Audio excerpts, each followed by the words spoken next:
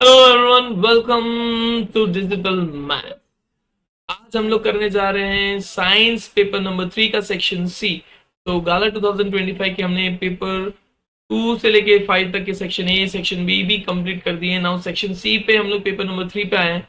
तो paper number 3 section C start करते हैं। बस ये याद रखना, सभी को शेयर जरूर करो, बहुत सारे स्टूडेंट्स को सबको शेयर करो, सबको आंसर्स मिलते रहे ताकि हम लोग दे सकें। Let's begin. State the type of decomposition reaction. Give one example each of any two reaction with equation. One example each of any two reactions. भाई सबके देने चाहिए, हम लोग सबके दे देते हैं। any two reactions के एग्जांपल देने की जरूरत नहीं, बट डिकम्पोजिशन रिएक्शन सबसे पहले समझ लो। डिकम्पोजिशन मतलब कोई भी एक जो है दूसरे दो पार्ट में, दो रिएक्टेंट्स में एक कंपोनेंट दूसरे दो रिएक्टेंट्स में डिवाइड हो रहा है, that is known as decomposition reaction. Break down हो रहा है, डिवाइड हो रहा है, that is what decomposition reaction है। इसको लिखे ऐसे ऐसे लिखते हैं ताकि A B gives A plus B in presence of energy. ये क्या एंडोथर्मिक रिएक्शन भी कहते हैं क्योंकि एनर्जी लेता है। ठीक है, सो इसके जो है अलग अलग पॉसिबल डिकम्पोजिशन रिएक्शन। एक थर्मल डिकम्पोजिशन, ठीक है। दूसरा जो है फोटो डिकम्पोजिशन, फोटो डिकम्पोजिशन। तीसरा जो है photo decomposition and third one is जहां पे इलेक्ट्रिसिटी, तो electro decomposition. Electro decomposition, electro decomposition हम लोग बोलते हैं। ठीक है, तो देखो फोटो जैसे जो एनर्जी है ना उसके ऊपर डिपेंड करता है कि एनर्जी अगर हीट एनर्जी है, अगर हीट एनर्जी है तो उसको बोलेंगे थर्मल डिकम्पोजिशन। अगर लाइट एनर्जी है तो उसको बोलेंगे फोटो डिकम्पोजिशन और लाइट डिकम्पोजिशन। और अगर इलेक्ट्रिसिटी है तो इलेक्ट्रो डिकम्पोजिशन। इलेक्ट्रिसिटी है तो इलेक्ट्रो डिकम्पोजिशन। तो डिपेंडिंग ऑन दी भाई कौन सी एनर्जी यूज कर रहे हो डिकम्पोजिशन के लिए, उसके हिसाब से डिकम्पोजिशन। अब सब में अलग अलग रिएक्शंस हैं, आप रिएक्शंस ऐड कर सकते हो कि कौन सा डिकम्पोजिशन रिएक्शन कब करना है, किस तरह से करना है। तो बेस्ड ऑन हीट एनर्जी, भाई अगर हीट एनर्जी दे रहे हो तो क्या होगा क्या नहीं होगा। जैसे CaCO3 है, अगर उसको हीट एनर्जी देंगे तो CaO plus CO2, that is thermal decomposition. Photo decomposition में दैट इज AgBr2 गिव्स, भाई अगर मैं लाइट एनर्जी देता हूं ये हो जाएगा 2Ag प्लस Br2। ये 2AgBr होगा, तो Ag plus Br2। Electrolytic decomposition जो है H2O, भाई वाटर को अगर इलेक्ट्रिसिटी प्रोवाइड करते हो तो H2 प्लस O2। यहाँ पे अगर बैलेंस करो तो इस तरह से। तो ये एक एक एग्जांपल्स भी मैंने दे दिए। Give one example of each of any two reaction. भाई एनी टू रिएक्शन की जगह हमने सबके रिएक्शन दे दिए विद इक्वेशंस। यहाँ पे लिखा हुआ भी है thermal decomposition use heat energy heat to break down the substance. Example, calcium carbonate decomposes into calcium oxide and carbon dioxide when heated, so CaCO3 gives CaO plus CO2. And photolytic decomposition uses light or photons to break down reactants into several products. Example, silver chloride or silver bromide decomposes into silver metal and chlorine gas, 2Ag plus Cl2, that is 2Ag plus Br2. Uses of electricity to break a single reactant into several products is, for example, the decomposition of water, 2H2O gives H2 plus O2। ठीक, तो ये आपको decompose, भाई starting में decomposition reaction की भी definition लिख देना, यहाँ पे नहीं है but you should mention the decomposition reaction is the reaction in which the reactant decomposes into its two different products or more than two different products, that is what using energy. ठीक है, next. Naman saw his friend riding a cycle which was completely rusted at the edge of pedal. He advised his friend to weld it and apply a coating of oil paint over it. Why do iron rust? क्योंकि ion जो है moisture के comparison, moisture के contact में जब आता है, it comes in contact of moisture, तो ऑक्सीडेशन होता है। मॉइस्चर के कांटेक्ट में आने की वजह से ऑक्सीडेशन होता है और ऑक्सीडेशन की वजह से वो रस्ट होता है। ठीक है, give two remedies to avoid rust, तो ऑयलिंग लिख सकते हो, यहाँ पे दिया हुआ है पेंटिंग कर सकते हो या फिर गैल्वेनाइजिंग कर सकते हो। डिफरेंट डिफरेंट मेथड है जो आप कर सकते हो depending on this remedies.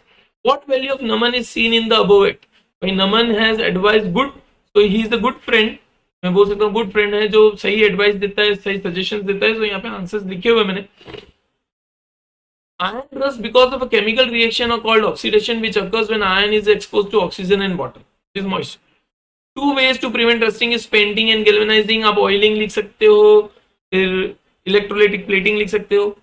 Naman demonstrated the value of responsibility by advising his friend to weld and paint the rusted parts of their bicycle.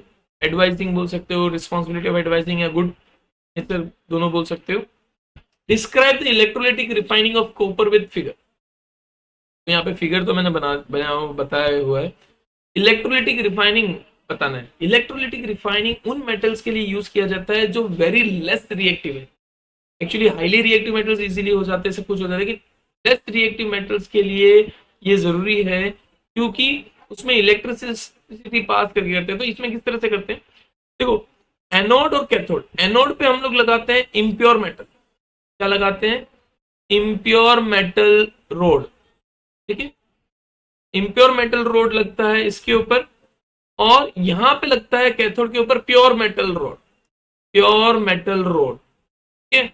तो यहाँ पे जब इलेक्ट्रिसिटी पास होगी, और ये जो है, ये जो टैंक में जो बना हुआ है electrolyte, that is acidified copper sulphate solution.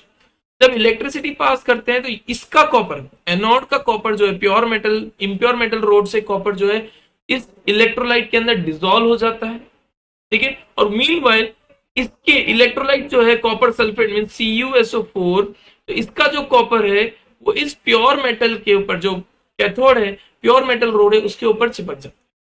तो इस तरह से इलेक्ट्रिसिटी पास करते हैं, इम्प्योर इसके अंदर डिसॉल्व होता है, ये कॉपर सल्फेट इस पे जाता है, तो इस तरह से पूरा पूरा कॉपर एक साइड में कनेक्ट हो जाता है। और कुछ अनडिसोवेबल मतलब जो सॉल्युबल नहीं है ऐसी इंप्योरिटीज जनरेट होती है, तो वो इंप्योरिटीज को बोलते हैं एनोड मोड, जो एनोड साइड में नीचे बॉटम पे स्टक हो जाए। दिस इज व्हाट सिंपल, जो बेसिक, भाई ओवरऑल डिटेल में नहीं दे रहा, बट ये चीज एक्चुअली होती है।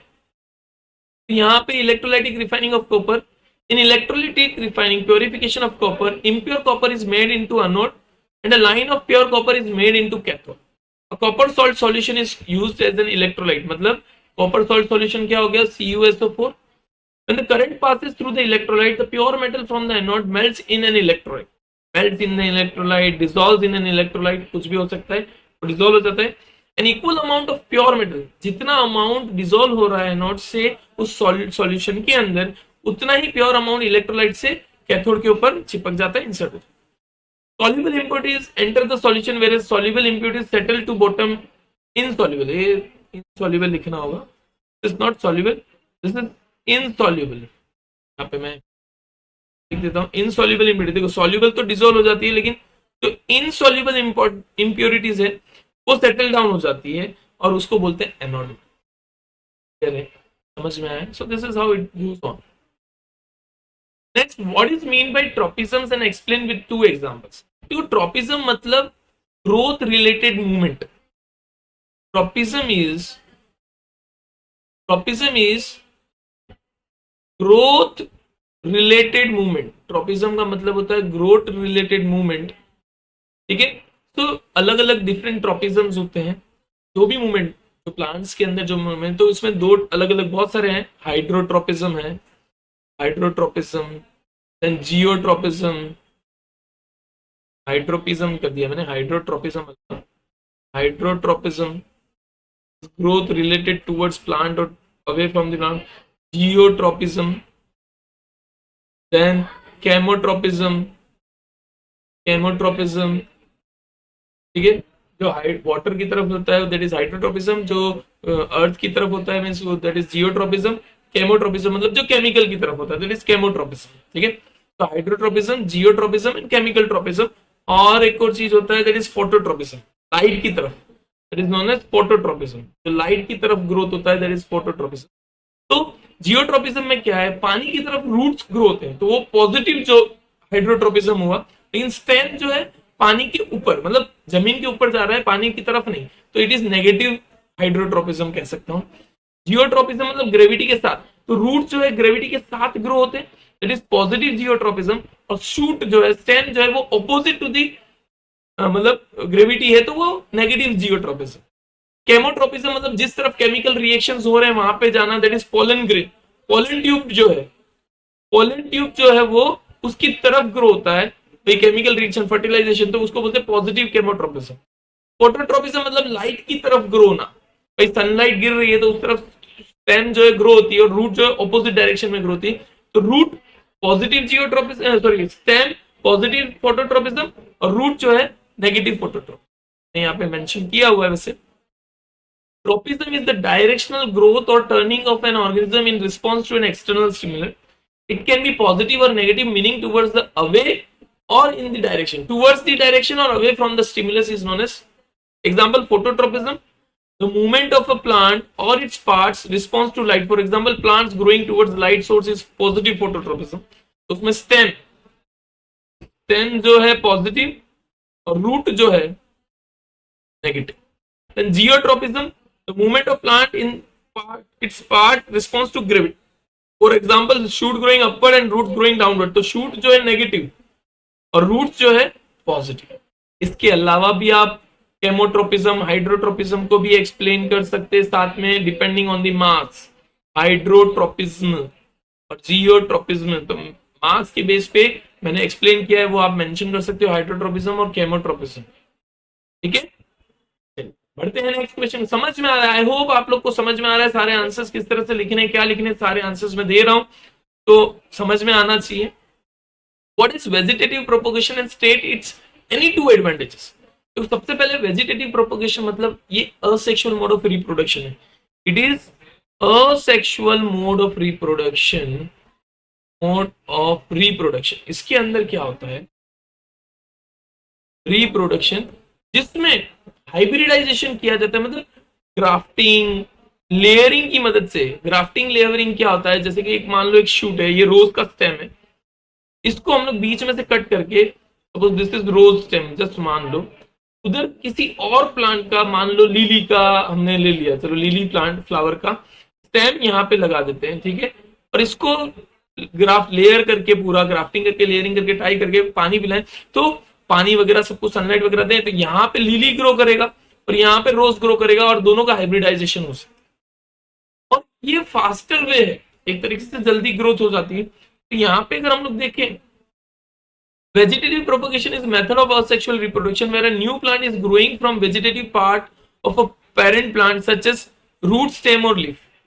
ठीक है, root, stem of leaf by, यहाँ पे लिख सकते हो by layering, grafting etc, grafting etc। ठीक है, two advantages of vegetative propagation are rapid plant production and genetic uniform।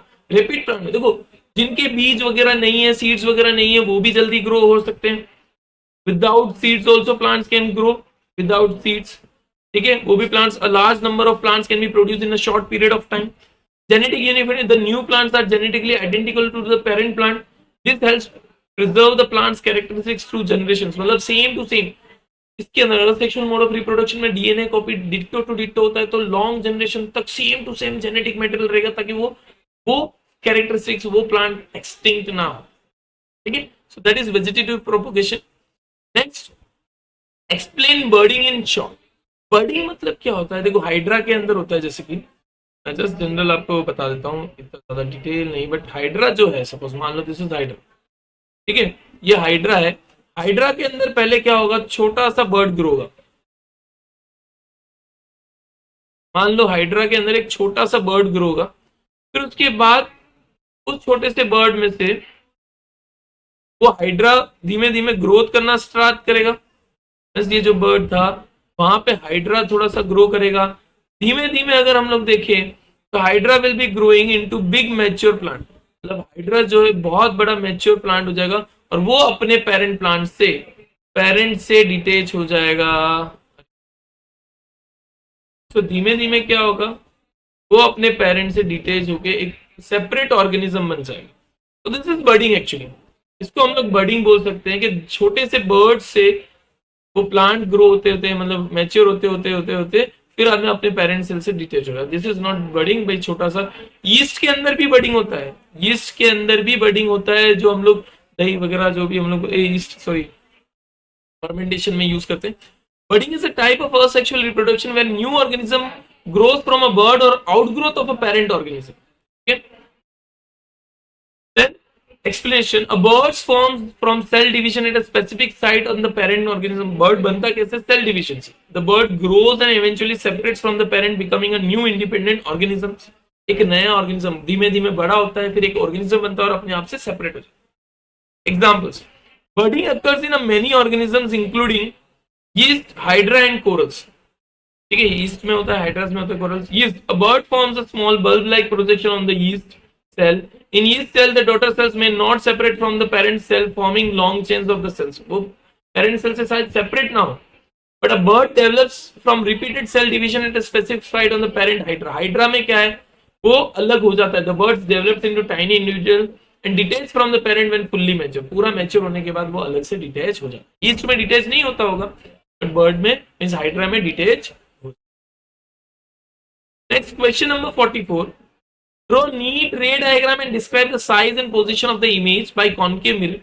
The object is placed at center of curvature and object is placed at principal focus. देखो image, ये diagram आपके text book में है तो diagram में मैंने time waste नहीं किया है. इमेज क्या होगा? अगर object is placed at centre of curvature तो इमेज जो है, फर्स्ट ऑफ ऑल नेचर अगर बात करें तो virtual and erect, virtual and erect. Position बात करें तो at centre of curvature, centre of curvature. Size same as object, same as object. ठीक है. अगर प्रिंसिपल फोकस पे है तो nature, nature real and inverted.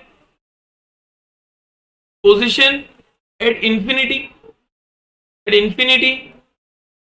और साइज वेरी लार्ज या एनलार्ज, एक्स्ट्रा लार्ज बोलोगे तो भी चलेगा.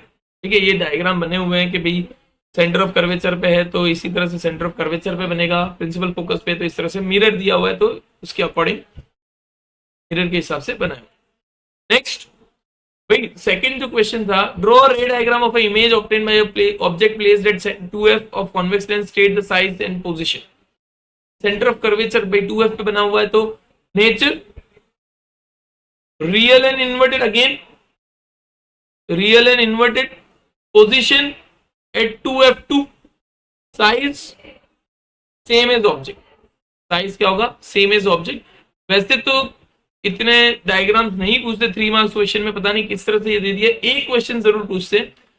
मैक्स टू मैक्स अगर जाएगा तो 2 क्वेश्चन, 2 डायग्राम्स पूछ सकते हैं. यहाँ पे 3 मार्क्स के अंदर 3 डायग्राम पूछने हैं. It is bit difficult, I hope so, but let's see क्या है दिया है. तो a paper is burned due to the use of lens by a student. State the type of lens used by the student. Convex lens से जलाते हैं हमने. Binoculars, आपने मैग्नीफाइंग ग्लास जो होता है दैट इज कॉन्वेक्स लेंस, उससे जलाते. Let the position of the image formed at this, तो at principal focus F पे बनता है क्योंकि इंफिनिटी से लाइट आ रही है, इंफिनिटी से आ रही है तो मिलेगा कहाँ? प्रिंसिपल फोकस में. ड्रॉ रे डायग्राम, तो डायग्राम तो हम नीचे पीछे बना देते. Convex lens at focal point और we can say principal focus. ठीक है, प्रिंसिपल फोकस. और आपका जो डायग्राम है कुछ इस तरह से, इंफिनिटी से सन रेज यहाँ से आ रही है, इंफिनिटी से. ठीक है.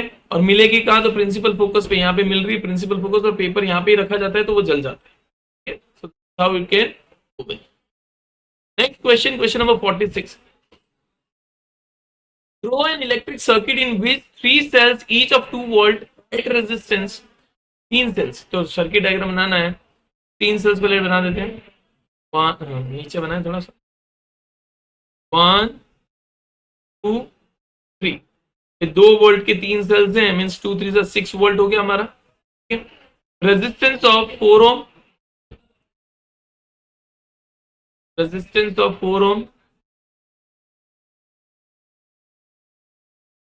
4 ohm, a resistance of 8 ohm and a resistance, तो 4 ohm का resistance, 8 ohm का resistance and 12 ohm का resistance. The key connected to measure an electric current. फिर प्लग की लगा देते हैं. ये हो गया 4 ohm, ये हो गया 8 ohm, ये हो गया 12 ohm. करंट फ्लो का आई. ओके. तो ये diagram to measure the electric current passing through the circuit and ammeter and voltmeter to measure the potential difference. Electric current measure करना है, वोल्टमीटर यहाँ पे एमीटर कनेक्ट कर देते हैं. और an voltmeter to measure potential difference between two ends of the resistance. यहाँ पे एक वोल्टमीटर मान लो, वोल्टमीटर शायद यहाँ पे कनेक्ट करें, यहाँ पे कनेक्ट करें, 12 वोल्ट आर कनेक्टेड।